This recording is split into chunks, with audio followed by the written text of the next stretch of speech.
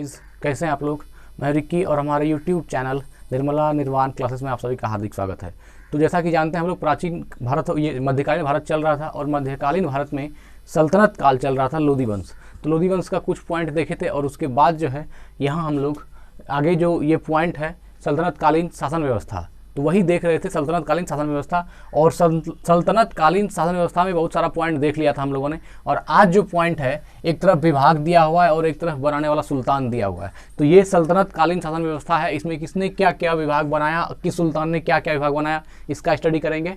कुछ और भी है, उसको देख लेते हैं एक और से। आइए पहला पॉइंट क्या देखते हैं। एक तरफ लिखा हुआ है विभाग, है ना, और एक तरफ बनाने वाला सुल्तान, मतलब उस विभाग को बनाने वाला सुल्तान कौन था। तो आइए पहला पॉइंट देखते हैं, है ना, दीवान ए मुस्तखराज, है ना, दीवान ए मुस्तखराज, यह एक वित्त विभाग है और इसको किसने बनाया था, अलाउद्दीन खिलजी ने, है ना, इसको किसने बनाया था, अलाउद्दीन खिलजी ने। तो ऑब्जेक्टिव में ये सारा क्वेश्चन पूछा जाता है कि जैसे दीवान ए मुस्तखराज है, वित्त विभाग है, तो इसकी स्थापना किस सल्तनत शासक ने की थी, तो ये किया था अलाउद्दीन खिलजी ने, है ना। दीवान ए मुस्तखराज जिसका अर्थ होता है वित्त विभाग, और इसकी स्थापना किसने, और इसको बनाने वाला शासक कौन है, सुल्तान कौन है, तो ये है अलाउद्दीन खिलजी। दूसरा देखिए क्या है, दूसरा है दीवान ए कोही। दीवान ए कोही का अर्थ है कृषि विभाग। दीवान ए कोही कृषि विभाग को, है ना, एग्रीकल्चर डिपार्टमेंट जो है इसको बोल रहा है कृषि विभाग। और ये किसने, किस सुल्तान ने इसको बनाया था, तो मोहम्मद बिन तुगलक ने। किसने, मोहम्मद बिन तुगलक ने। तो दीवान ए कोही कृषि विभाग मोहम्मद बिन तुगलक, और दीवान ए मुस्तखराज वित्त विभाग अलाउद्दीन खिलजी। आगे देखते हैं, दीवान ए अर्ज, है ना, सैन्य विभाग।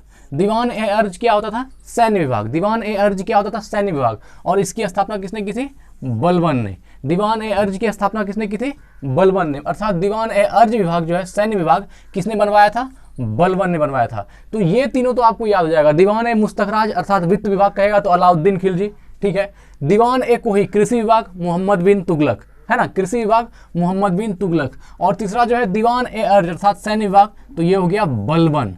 ये ठीक हो गया। अब यहाँ तीनों फिरोज शाह तुगलक का है, ये जो पॉइंट 3 है, तीनों फिरोज शाह तुगलक है। दीवान ए बंदगान आपने आगे में पढ़ा होगा, दीवान ए बंदगान ये किसने बनवाया है, दास विभाग फिरोज शाह तुगलक ने। फिरोज शाह तुगलक को कहीं कहीं FST भी आप पढ़ेंगे, है ना, और मोहम्मद बिन तुगलक को MBT बोला जाता है, तो शॉर्ट में करने के लिए। तो दीवान ए बंदगान दास विभाग किसने बनाया, फिरोज शाह तुगलक ने, है ना, दास विभाग फिरोज शाह तुगलक ने, दीवान ए बंदगान। और दूसरा क्या है, दीवान ए खैरात अर्थात दान विभाग, है ना, दीवान ए खैरात दान विभाग, यह भी फिरोज शाह तुगलक ने बनवाया है। और तीसरा है दीवान ए इस्तिहाक, दीवान ए इस्तिहाक अर्थात पेंशन विभाग, तो यह भी फिरोज शाह तुगलक ने बनवाया है। तो फिरोज शाह तुगलक का तीनों पॉइंट, दीवान ए बंदगान, दीवान ए खैरात और दीवान ए इस्तिहाक, है ना, ये तीनों, दीवान ए बंदगान, दीवान ए खैरात, दीवान ए इस्तिहाक, फिरोज शाह तुगलक। दीवान ए विभाग, दीवान ए बंदगान का अर्थ होता है दास विभाग, दीवान ए खैरात का अर्थ होता है दान विभाग, और दीवान ए इस्तिहाक का अर्थ होता है पेंशन विभाग। और ये तीनों किसका, FST फिरोज शाह तुगलक द्वारा बनाया गया है। अब बाकी 3, दीवान ए मुस्तखराज अर्थात वित्त विभाग अलाउद्दीन खिलजी, है ना, वित्त विभाग दीवान ए मुस्तखराज अलाउद्दीन खिलजी। दीवान ए कोही कृषि विभाग मोहम्मद बिन तुगलक, और दीवान ए अर्ज अर्थात सैन्य विभाग बलबन। तो इससे बहुत ही ज़्यादा ये पांचों पॉइंट बहुत इंपॉर्टेंट है गाइज, क्योंकि एग्जामिनेशन में इसका ऑब्जेक्टिव में डाल के देता है कि आप बताइए किसने इसका स्थापना किया, तो किसने इसको बनवाया। तो अब मान लीजिए दीवान ए कोही किसने बनवाया, तो मोहम्मद बिन तुगलक ने। तो इस तरह के याद रखना है। अब आगे बढ़ते हैं, आगे का पॉइंट देखते हैं क्या है। दिल्ली सल्तनत अनेक प्रांतों में बटा हुआ था जिसे इक्ता या सूबा कहा जाता था। यहाँ का शासन नायब, है ना, यहाँ का शासन नायब या वली या मुक्ति द्वारा संचालित होता था।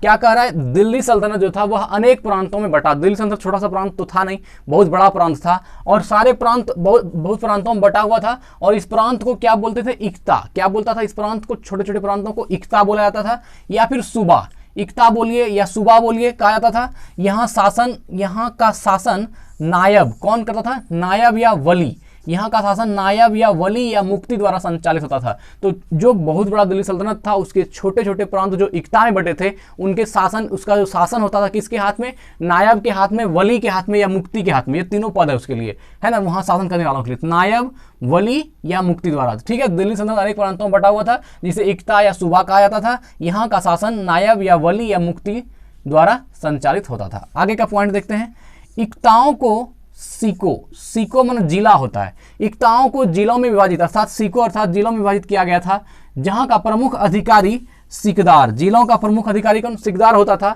जो एक सैनिक अधिकारी था। ये क्या था? एक सैन्य अधिकारी था, है ना, सैनिक अधिकारी था। तो क्या कहा जा रहा है? इक्ताओं को सिकों अर्थात जिलों में विभाजित किया गया था, मतलब छोटा छोटा जो इक्ता था इसको डिस्ट्रिक्ट वाइज जिलों में विभाजित किया गया था, जहां का प्रमुख अधिकारी सिकदार, सिक, है ना। तो सिकों का, जिलों का जो प्रमुख अधिकारी होता था कौन होता था? सिकदार होता था, जो एक सैनिक अधिकारी। और सिकदार क्या है? एक सैनिक अधिकारी था। सिकदार क्या था? एक सैनिक अधिकारी था। तो वही कह रहा है, इक्ताओं को सिकों अर्थात जिलों में विभाजित किया गया था, छोटे छोटे जिलों में, जहां का प्रमुख अधिकारी सिकदार होता था, जो एक सैनिक अधिकारी था। तो यहां तक हो गया। अब इसके बाद जो है राजस्व कर व्यवस्था, है ना, राजस्व कहिए, राजस्व व्यवस्था कहिए, कर व्यवस्था कहिए, या टैक्स व्यवस्था कहिए। तो आइए इसको देख लेते हैं, राजस्व या कर व्यवस्था क्या था। सबसे पहला पद है उस्र, हरसहु और स्रो। उस्र, उस्र क्या था? ये मुसलमानों से, किससे? मुसलमानों से लिया जाने वाला भूमि कर था। मुसलमानों से, सल्तनत काल में मुसलमानों से ली जाने वाली भूमि कर को क्या बोलते थे? उस्र। बहुत इंपॉर्टेंट क्वेश्चन है ये सारा, बहुत ही ज्यादा मोस्ट इंपॉर्टेंट क्वेश्चन है, कई बार पूछा गया ये सब। उस्र क्या था? मुसलमानों से, सल्तनत काल में मुसलमानों से ली जाने वाली भूमि कर को, है ना, लैंड टैक्स, भूमि कर को क्या बोलते थे? उस्र बोलते थे। उस्र क्या था? मुसलमानों से लिया गया, मुसलमानों से लिया जाने वाला भूमि कर। उस्र क्या था? मुसलमानों से लिया जाने वाला भूमि कर। अगला है खराज। खराज क्या था? खराज था गैर मुसलमानों से लिया जाने वाला भूमि कर। अब देखिए, जो गैर मुसलमान है उससे जो भूमि कर लेता था उसका नाम क्या था? खराज। क्या था? खराज। और जो मुसलमान से टैक्स लेता था तो सल्तनत काल में सुल्तान, वो क्या था? उस्र। वो क्या था?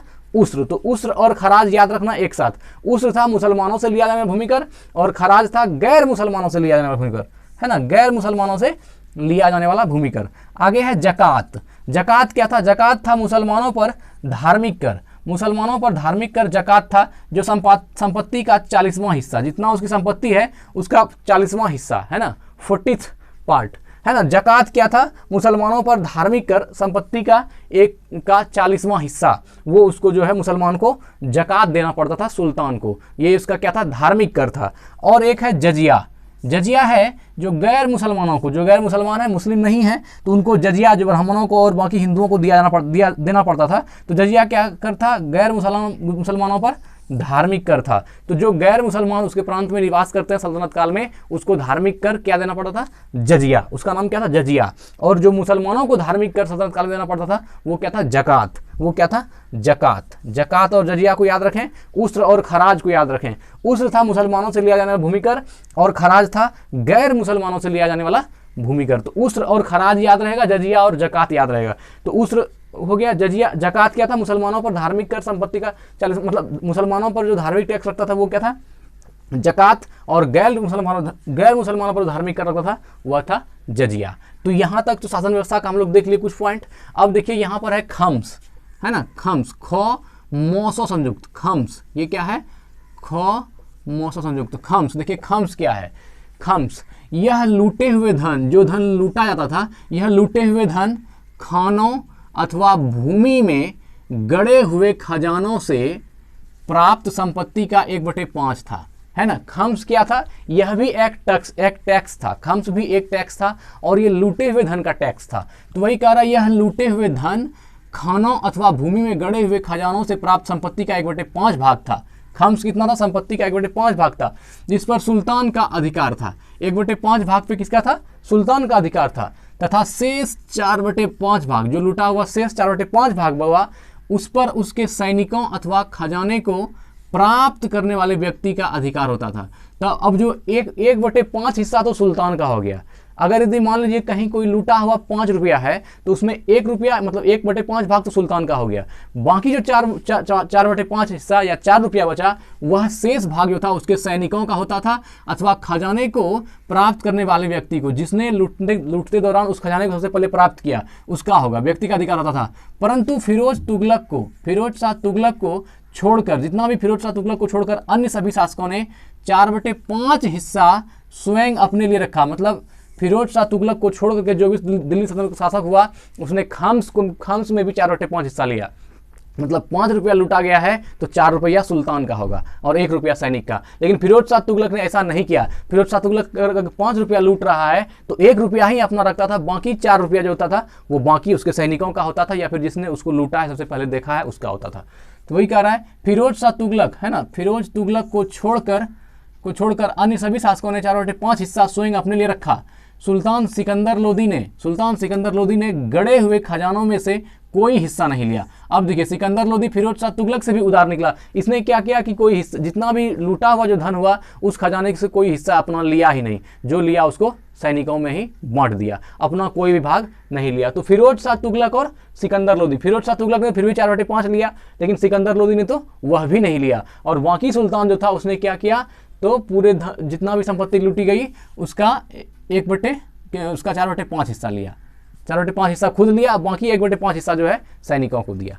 तो वही था खम्स, यह लूटे हुए धन खानों अथवा भूमि में गड़े हुए खजानों से प्राप्त संपत्ति का 1/5 भाग था जिस पर सुल्तान का अधिकार था, तथा शेष 4/5 भाग पर उसके सैनिकों अथवा खजानों को प्राप्त करने वाले व्यक्ति का अधिकार होता था। परंतु फिरोज तुगलक को छोड़कर अन्य सभी शासकों ने 4/5 हिस्सा स्वयं अपने लिए रखा, 4/5 हिस्सा स्वयं अपने लिए रखा। सुल्तान सिकंदर लोदी ने, किसने, सिकंदर लोदी ने गड़े हुए खजानों में से कोई हिस्सा नहीं लिया, मतलब जो गड़ा हुआ खजाना है उसमें कोई हिस्सा लिया ही नहीं। तो ये था खम्स, जो लूटे हुए धन पर टैक्स लगता था उसको खम्स बोलते थे। आगे देखिए अब कुछ पॉइंट है, इसको देख लेते हैं। सिकों को, है ना, सिकों को परगनों में विभाजित किया गया था, सिकों को परगनों में विभाजित किया गया था। आमील जो है यह परगने का मुख्य अधिकारी था। आमील क्या था, आमील परगने का मुख्य अधिकारी था। और मुशर्रिफ, है ना, मुशर्रिफ लगान को निश्चित करने वाला अधिकारी था। तो सिकों को परगनों में विभाजित किया गया था और आमील परगने का मुख्य अधिकारी। तो आपसे पूछा जाएगा सल्तनत काल में परगने के मुख्य अधिकारी को क्या बोलते थे, आमील, है ना, सल्तनत काल में परगने के मुख्य अधिकारी को क्या बोलते थे, तो आमील बोलते थे, और मुख्य अधिकारी था। और मुशर्रिफ जो था, मुशर्रिफ लगान को निश्चित करने वाला अधिकारी था, और लगान टैक्स जो निश्चित करता था कितना देना पड़ेगा, ये कौन करता था, मुशर्रिफ करता था। तो आमील और मुशर्रिफ याद करना है, आमील परगने का मुख्य अधिकारी था और मुशर्रिफ लगान को निश्चित करने वाला अधिकारी था, है ना। आमील परगने का मुख्य अधिकारी था और मुशर्रिफ लगान को निश्चित करने वाला अधिकारी था कि कितना लगान लगाना है। तो आमील परगने का मुख्य अधिकारी था और मुशर्रिफ लगान को निश्चित करने वाला अधिकारी था। आगे पॉइंट देखते हैं। एक शहर या 100 गांवों के शासन की देखरेख अमीर ए सदा, है ना, अमीर ए सदा नामक अधिकारी करता था। क्या कह रहा है, एक शहर या 100 गांवों के शासन की देखरेख, एक शहर बोल दीजिए या फिर 100 गांवों के शासन की देखरेख अमीर ए सदा, कौन करता था, अमीर ए सदा नामक अधिकारी करता था। तो एक शहर या 100 गांवों के शासन की देखरेख कौन करता था, अमीर ए सदा नामक अधिकारी, अमीर ए सदा नामक अधिकारी करता था। यह भी मोस्ट इंपोर्टेंट पॉइंट है। अमीर ए सदा क्या था, 100 गांवों का देखरेख करने वाला अधिकारी था। आगे देखते हैं। प्रशासन की सबसे छोटी इकाई ग्राम थी। देखिए यहाँ भी आपसे पूछा जाएगा सल्तनत काल में प्रशासन की सबसे छोटी इकाई क्या थी, ग्राम थी। यह मोस्ट इंपोर्टेंट क्वेश्चन है। सल्तनत काल में भी शासन की सबसे छोटी इकाई क्या थी, ग्राम थी। प्रशासन की सबसे छोटी इकाई ग्राम होती थी। सुल्तान की अस्थाई सेना खास खेल, सुल्तान के अस्थाई सेना का क्या नाम था, खास खेल, खुमाका 100 खुमेका लौ, खास खेल नाम दिया गया था। सुल्तान की अस्थाई सेना खास खेल, अस्थाई सेना को खास खेल नाम दिया गया था, है ना। सुल्तान की अस्थाई सेना क्या होती थी, खास खेल, सुल्तान की अस्थाई सेना खास खेल नाम दिया गया था। आगे देखते हैं। अलाउद्दीन खिलजी ने इक्ता प्रथा, अलाउद्दीन खिलजी ने इक्ता प्रथा को समाप्त कर दिया था। अलाउद्दीन खिलजी ने क्या किया, इक्ता प्रथा को समाप्त कर दिया। अलाउद्दीन खिलजी ने इक्ता प्रथा को समाप्त कर दिया। तो अभी तक जो पॉइंट हम देख रहे थे गाइज, ये सल्तनत कालीन शासन व्यवस्था थी, है ना। सल्तनत कालीन शासन व्यवस्था में हम लोग देख लिए, और इसके बाद अभी सल्तनत कालीन शासन व्यवस्था का कुछ पॉइंट बचा ही है, पूरा पॉइंट खत्म नहीं हुआ है, लेकिन कुछ 5, 7, 8, 10 पॉइंट जो भी होगा वो अगले दिन हम लोग देख लेंगे। सल्तनत कालीन शासन व्यवस्था का लास्ट पॉइंट, और उस दिन वीडियो ये सल्तनत कालीन एंड होगा, और उसके बाद उस दिन चैप्टर स्टार्ट होगा विजयनगर साम्राज्य। तो फिर अगले दिन पढ़ेंगे हम लोग विजयनगर साम्राज्य। धन्यवाद।